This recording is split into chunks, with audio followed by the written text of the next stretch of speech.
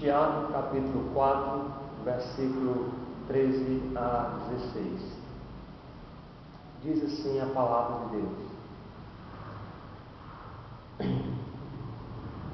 Atendei agora, vós que dizeis, hoje ou amanhã iremos para a cidade tal, e lá passaremos um ano, e negociaremos, e teremos lucros. Vós não sabeis o que sucederá amanhã. Que é a vossa vida? Sois apenas como neblina, que aparece por instante e logo se dissipa. Em vez disso, devieis dizer: se o Senhor quiser, não só viveremos, como também faremos isto ou aquilo. Agora, entretanto, vos jactais, vos gabais das vossas arrogantes pretensões. Toda jactância, toda vanglória semelhante a essa é maligna. Amém. Certezas quanto ao futuro. O que o futuro lhe reserva? Em nosso país, o Brasil, e em todos os lugares onde a humanidade tem chegado, se verifica esse interesse, essa ansiedade quanto ao que os horizontes vão nos trazer, quanto ao que o futuro nos reserva. Ciganas lendo mão das pessoas, cartomantes, videntes com bola de cristal, búzios, horóscopos, que a maioria dos brasileiros não deixam de ler o seu horóscopo diário, e as várias seitas religiosas, até mesmo de cunho evangélico, com seus profetas, predizendo, fazendo profetadas quanto ao futuro das pessoas.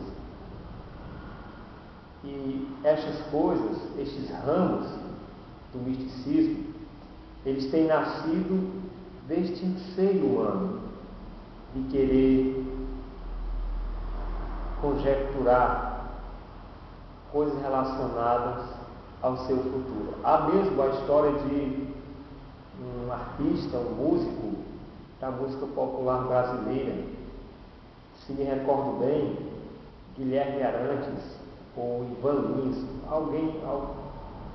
um destes, que mudou todo o curso de sua vida com base no que uma cartomante lhe falou. Na realidade, esse meio artístico do nosso país, especialmente, tem uma forte influência, sofre uma grande influência destes meios espíritas. Mas a primeira coisa na nossa mensagem que nós gostaríamos de compartilhar com você é que o ser humano nada pode saber quanto ao próximo momento.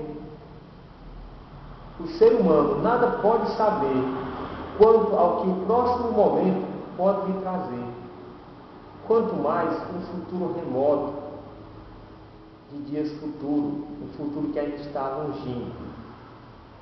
O ser humano nada pode saber quanto ao que o próximo momento, após esse estudo, após essa mensagem, no decorrer dessa mensagem, algo que pode nos surpreender, nós não sabemos.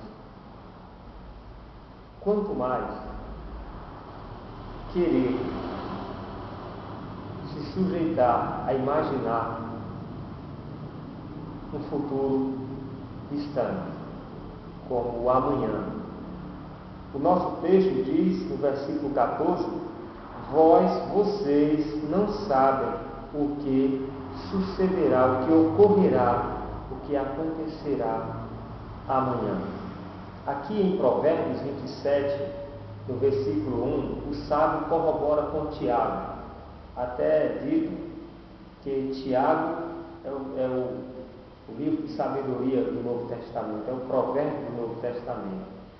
Mas diz em Provérbios 27, no versículo 1, não te glories do dia de amanhã, porque não sabes o que trará a luz. Não te glories. Não imagine teu amanhã no teu controle, porque você não sabe o que o amanhã trará para você. Em outras palavras, é o que esse texto está dizendo. E também foi o sábio que disse no Provérbios 14, 12, e também 16 e 25, a mesma coisa: há caminhos que ao homem parecem direitos, mas ao final são caminhos de morte. O ser humano nada pode saber quanto ao que o próximo momento pode lhe trazer. Isso quer mostrar para nós o quanto que, como seres humanos, somos limitados nesta área do conhecer o que virá depois. Alguns exemplos do nosso cotidiano. Há poucos dias, acho que ainda nesse mês de dezembro de 2010, se não falhar a memória, quando foi no final do mês de novembro, mês passado, aconteceu a morte de 5 jovens num acidente automobilístico. Eles saíram para um aniversário, eles acabaram indo para uma festa, na volta bateram de frente com um caminhão e o resultado é que aqueles 5 jovens morreram. Soubemos depois que um daqueles jovens estava em casa dormindo. E quando os colegas chegaram lá para chamá-lo, o pai foi acordá-lo para ele sair com os seus amigos. E aquele pai nunca imaginou que ele estava acordando seu filho para o seu filho sair de encontro à morte. Se aquele pai pudesse pelo menos imaginar, não teria acordado seu filho. O ser humano não pode saber o que está para acontecer no próximo momento. O ser humano não pode saber quanto ao que o próximo momento pode lhe trazer. Ainda este ano, houve a história de um homem, um jovem pai e uma jovem mãe, saíram para a sua igreja, para um rito religioso, dominical, com sua filhinha de 5 anos. Uma linda garotinha, diga-se de passagem.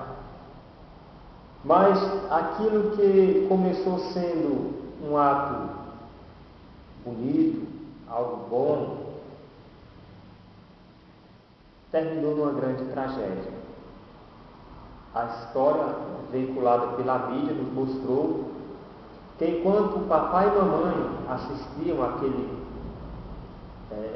cerimonial religioso, a filhinha foi capturada, a filhinha foi sequestrada. E na mesma noite ela foi estuprada, ela foi morta e comoveu todo o país. Ao início da noite, quando saíram para sua igreja, aqueles pais nunca imaginaram que aquele dia, aquela noite, lhe traria tal fatalidade. Meus amados, o ser humano nada pode saber quanto ao que o próximo momento pode lhe trazer. Você se despede da esposa pela manhã, ou do filho, ou o filho se despede da família para ir ao colégio ou ir trabalhar, mas talvez essa poderá ser a última despedida. Isso tem acontecido com muitos. Isso tem acontecido com muitos. Quem garante a você que o ano que nós estamos chegando agora, daqui a 10 dias, de 2011, não será o seu último ano de vida? Na realidade, muitos nem nele entrarão. Muitos nem passaram pela porta do ano de 2011. Agora, estas coisas que estamos colocando aqui é simplesmente para chamar a sua atenção. Se as certezas do seu futuro até hoje estão nos recursos humanos, estão todos colocados nessa existência, nessa vida, escute. O seu futuro é escuro. O seu futuro é sombrio. E é válida as palavras do Senhor Jesus Cristo em Lucas 12:20 para você.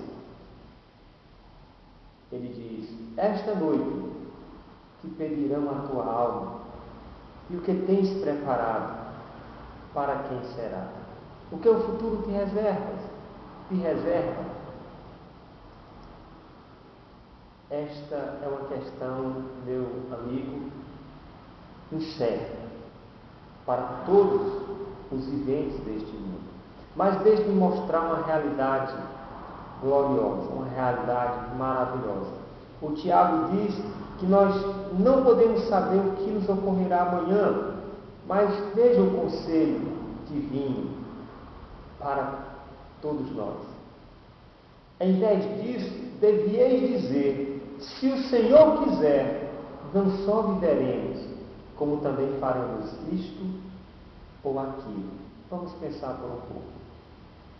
Deus sabe completamente tudo.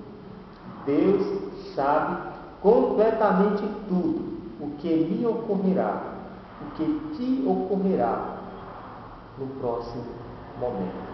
É um texto bastante... Há muitos textos, há muitas histórias na Bíblia para nos mostrar essa verdade. Nós vamos vamos ler um texto bastante conhecido, Salmo 139, e vamos ler só do versículo 1 ao 4. Deus sabe completamente tudo o que lhe ocorrerá no próximo momento. Salmo 139. Senhor, tu me sondas e me conheces, sabes quando me assento e quando me levanto. De longe penetra os meus pensamentos, esquadrinhas o meu andar e o meu deitar, e conhece todos os meus caminhos. Ainda a palavra me não chegou à língua, e tu, Senhor, já conheces toda. Ainda a palavra me não chegou à língua, e tu, Senhor, já conheces toda. Deus não só tem todo o conhecimento, Deus também tem pré-conhecimento. Ele tem o conhecimento antecipado. Deus conhece as coisas antes que elas venham a acontecer. É assim que nós entendemos nas Escrituras Sagradas. Ainda o profeta Isaías, no seu livro, no capítulo 46, no versículo 9 e 10, ele diz, vamos ler no versículo 8, Isaías 46, do 8 ao 10. Lembrai-vos disto e tende ânimo, tomai-o a sério, ó prevaricadores. Lembrai-vos das coisas passadas da antiguidade, que eu sou Deus e não há outro. Eu sou Deus e não há outro semelhante a mim. Que desde o princípio anuncio o que há de acontecer, e desde a antiguidade as coisas que ainda não sucederam. E digo, o meu conselho permanecerá de pé, farei toda a minha vontade.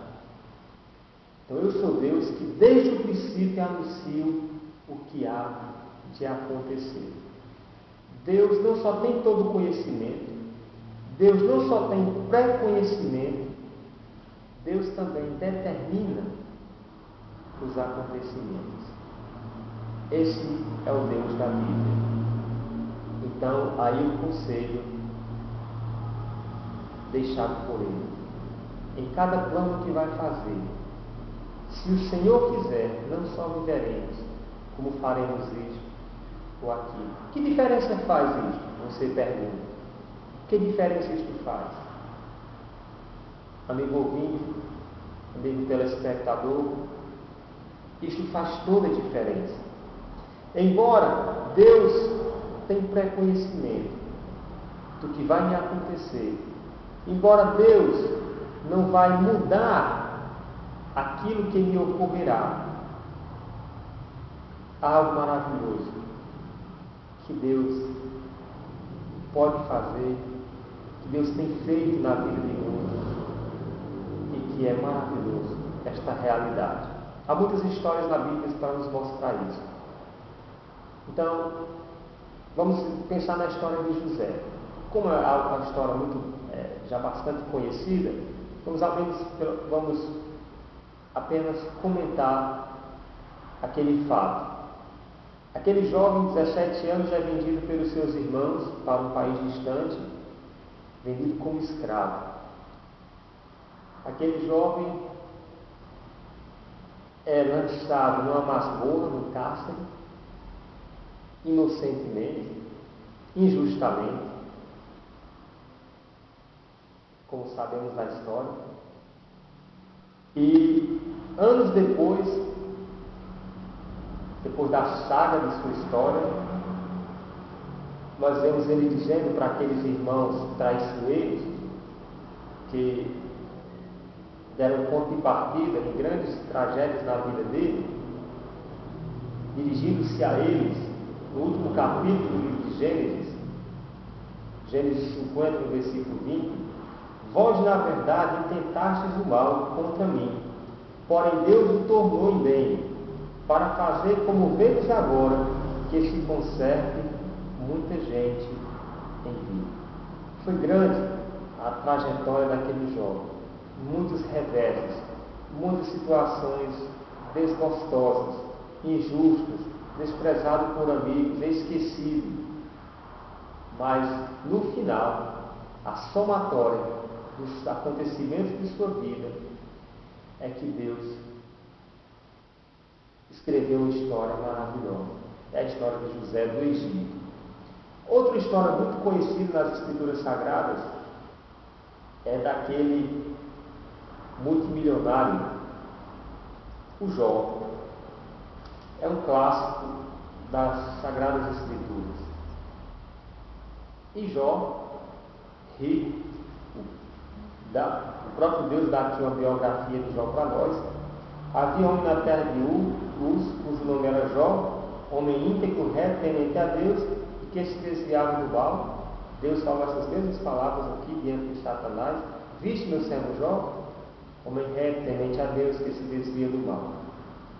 E aquele homem de vida feliz, de vida próspera, como todos já conhecemos a história, sofre terríveis, inimagináveis perdas.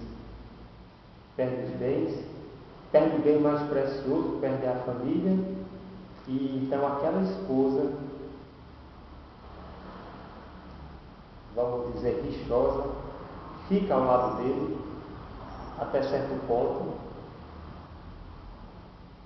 depois o abandona também.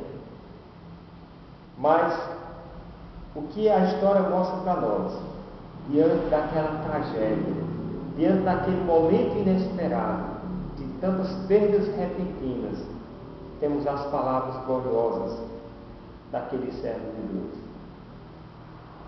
Jó 1, versículo 20 e 21. Então Jó se levantou, rasgou seu manto, rapou a cabeça, lançou-se em terra e adorou. E disse: nu saí do ventre de minha mãe, nu voltarei. O Senhor deu, o Senhor tomou. Bendito seja o nome do Senhor. O fato de dizermos que Deus sabe completamente tudo que me ocorrerá no próximo momento faz toda a diferença na minha vida.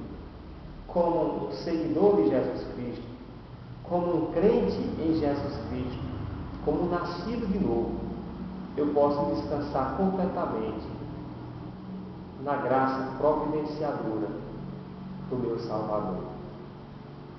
Depois, Tiago usa o exemplo de Jó para que nós tenhamos paciência, para que nós tenhamos confiança diante das dificuldades. Você pode conferir em Tiago, capítulo 5, aí no versículo 11.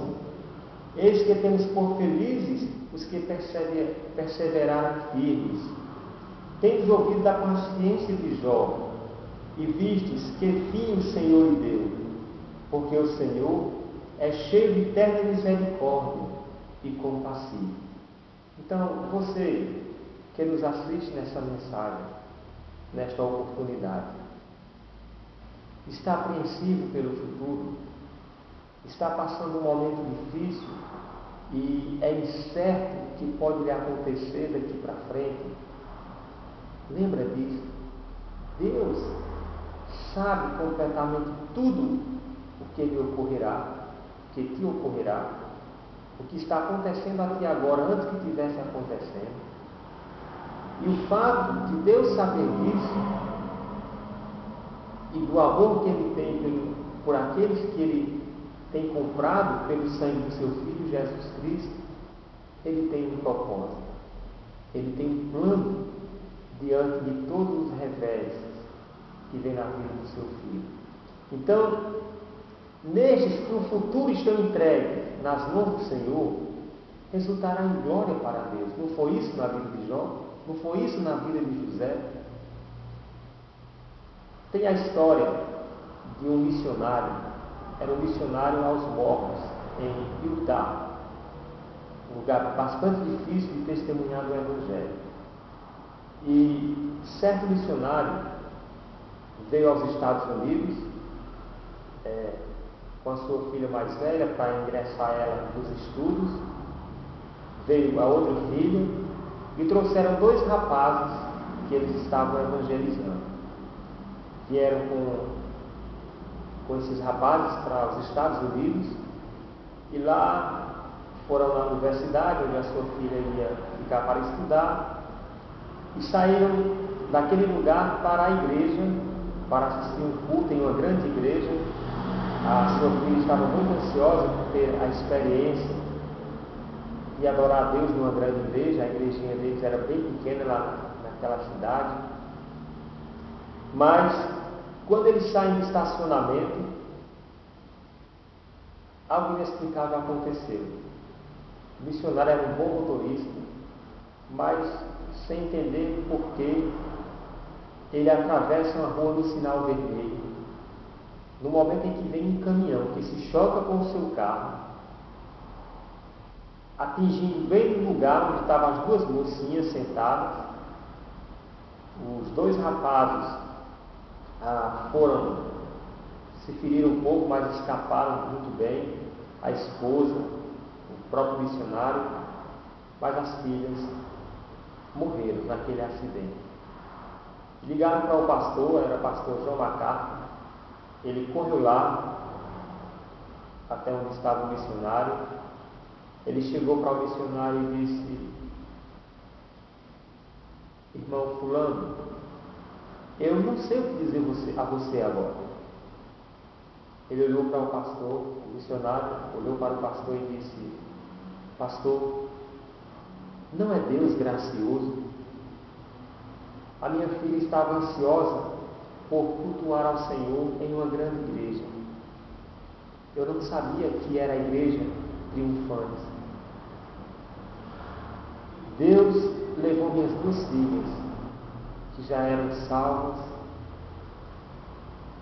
que foram morar com o Senhor. Mas Deus não levou esses 2 rapazes, que não são salvos ainda, que ainda não têm Cristo como seu Salvador. Meus amigos, Deus sabe completamente tudo o que lhe ocorrerá no próximo momento. E Deus não intervirá, Deus permitirá, se isto trouxer glória para o nome dele. Eu tenho experiências em minha vida, você também deve ter experiências na sua vida, de momentos trágicos, de situações desagradáveis, mas que certamente, se vemos a vida do ponto de vista da palavra de Deus, não foi destruição da sua vida, não foi desastroso devido ao resultado, devido ao que Deus proporcionou através destas experiências que todos nós estamos sujeitos em mundo caído.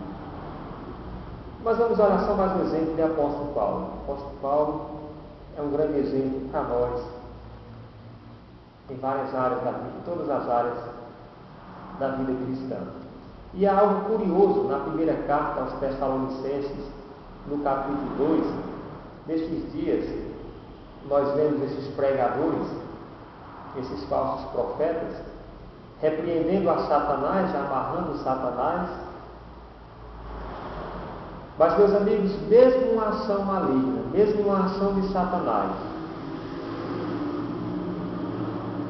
pode fugir ao controle do nosso Senhor. E mesmo uma ação maligna, a ação de Satanás, as Escrituras mostram claramente para nós que Deus, em sua soberania, pode usará para treinar os seus servos, para guiar seus servos no perfeito plano dele. Isso é maravilhoso, não é? 1 Tessalonicenses, capítulo 2, versículo 18. Então é aquele texto que Paulo disse para aquela igreja: olha, nós queríamos ir até vocês, pelo menos eu, Paulo, não somente uma vez, mas duas.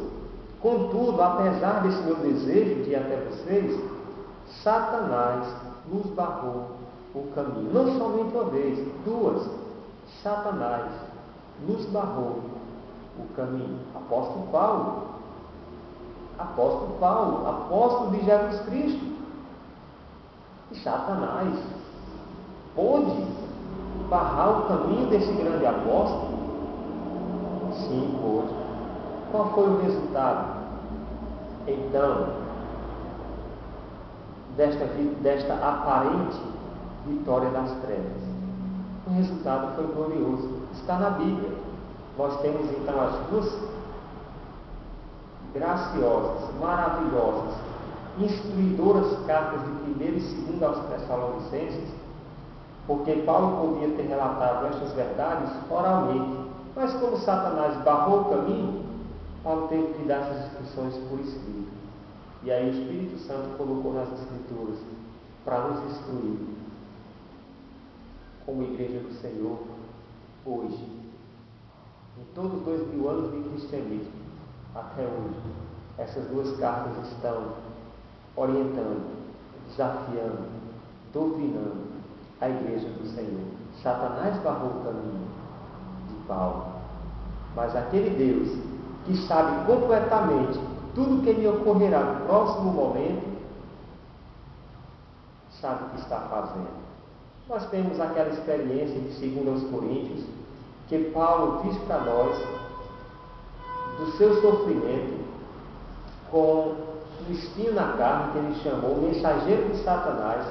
Vamos ver 2 Coríntios, no capítulo 12 e no versículo 7.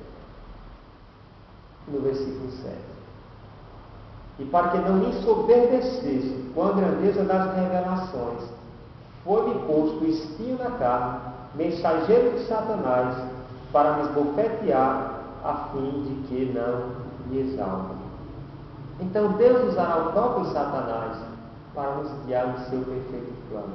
Uma situação desagradável, mas guardava Paulo de se orgulhar da grandeza das revelações que Deus tinha feito para ele. Vocês lembram da história do Dr. Horácio Gates, aquele advogado que enviou sua esposa, estava doente, o médico aconselhou uma viagem para a recuperação de sua esposa, e ela viajou com as filhas, não sei se 2 filhas ou eram 4 filhos. O fato é que a história nos conta que aquele navio naufragou. O doutor não foi naquela oportunidade, enviou a família, ele ia posteriormente. E o navio que ele embarcou a esposa, com as filhas, sofreu um naufrágio. 3 dias depois ele recebeu a correspondência da esposa: venha me buscar e os caixões das nossas filhas. O Dr. Horácio Gates pega o primeiro vapor, embarca. Quando chegou naquele lugar onde aconteceu o naufrágio, Ele pediu o capitão para encostar lá o navio. E tinha uma coisa na mente dele: o que direi para minha esposa quando a reencontrá-la? Ali naquele lugar, contemplando o lugar do naufrágio, ele escreveu uma poesia maravilhosa.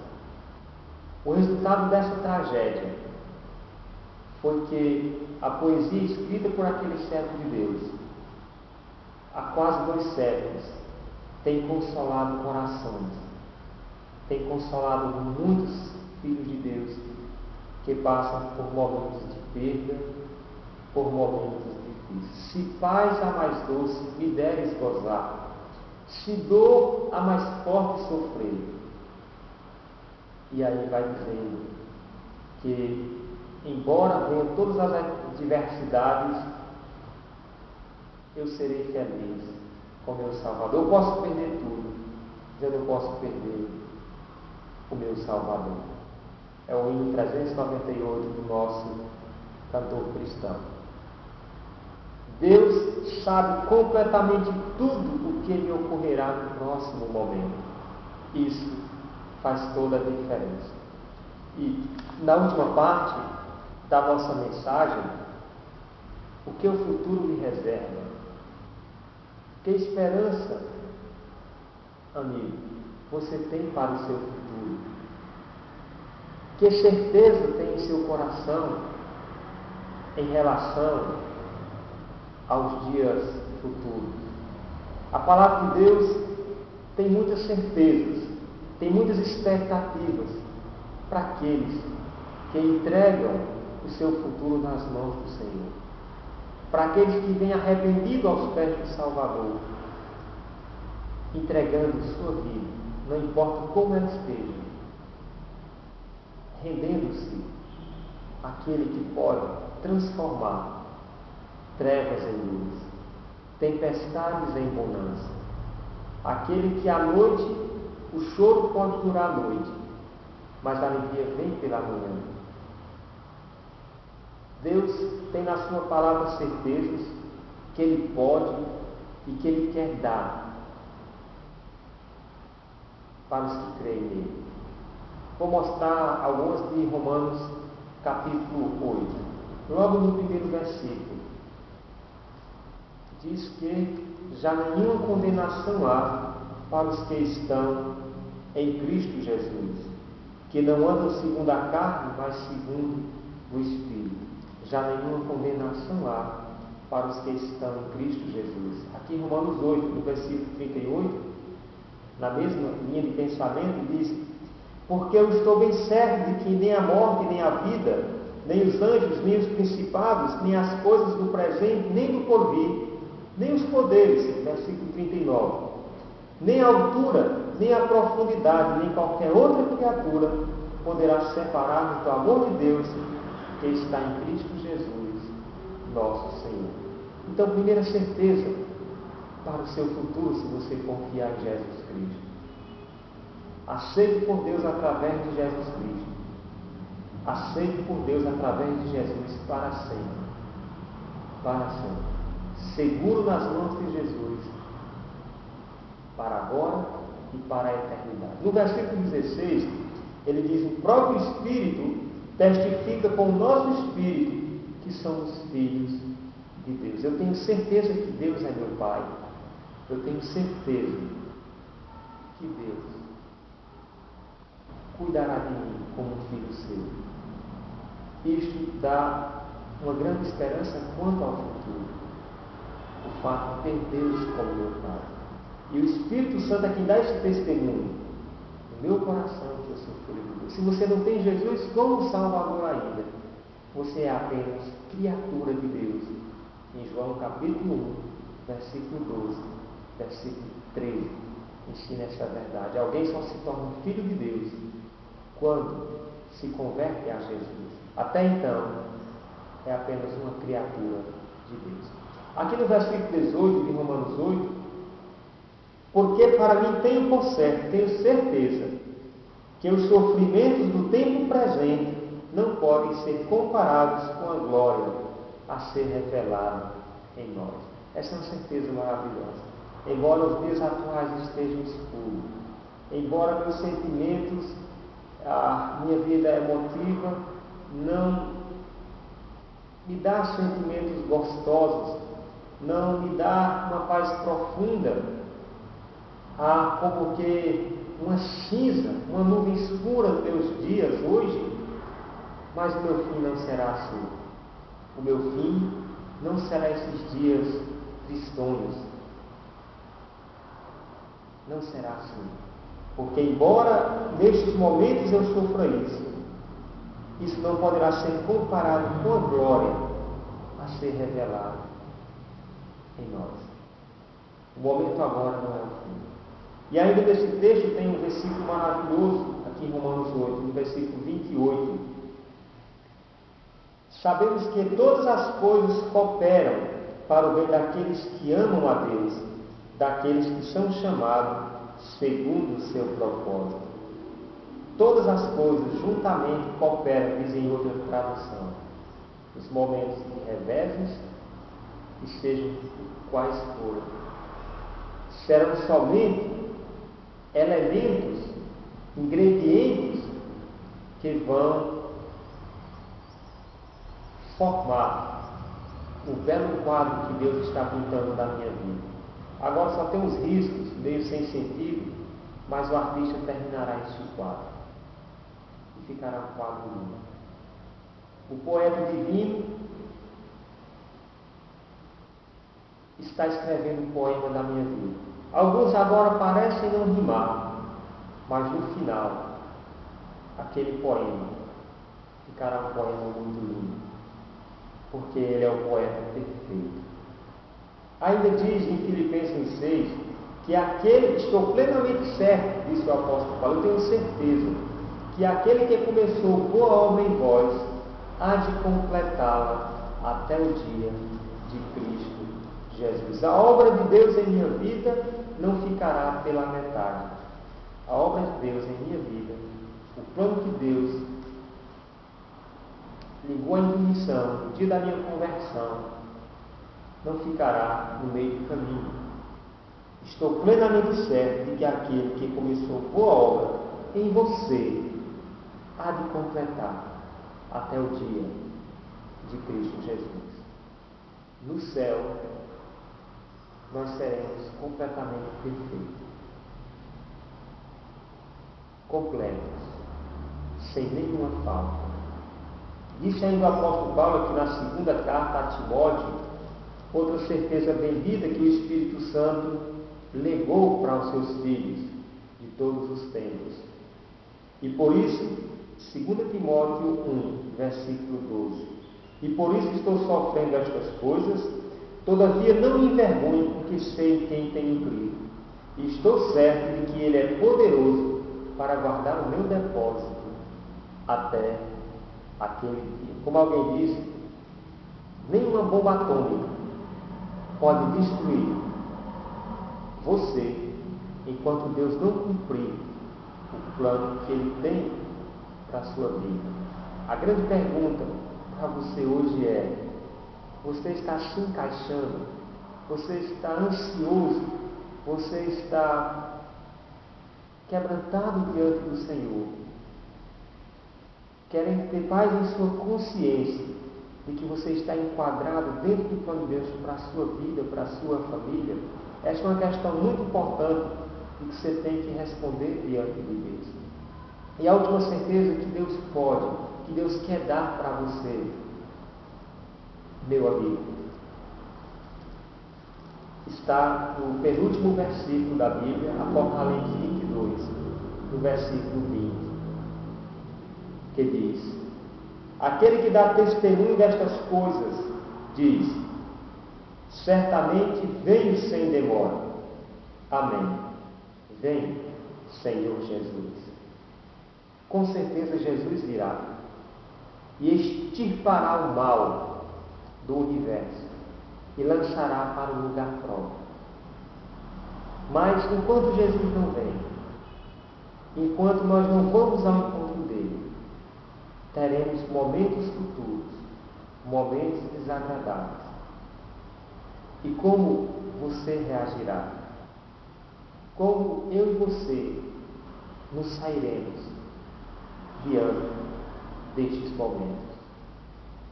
Oremos ao Senhor, para que nós venhamos a glorificar o seu bendito nome. Pois Ele nos disse que nos foi dado graça não somente para crer, mas também para padecer em nome do nosso Senhor. Nosso Deus, através de Jesus Cristo, teu Filho amado, te suplicamos esta graça de confiarmos em Ti, em qualquer que seja as circunstâncias que os momentos futuros nos trarão. Ó Pai Celestial, dá-nos esta graça, para a Tua glória, em nome de Jesus. Amém. Amém.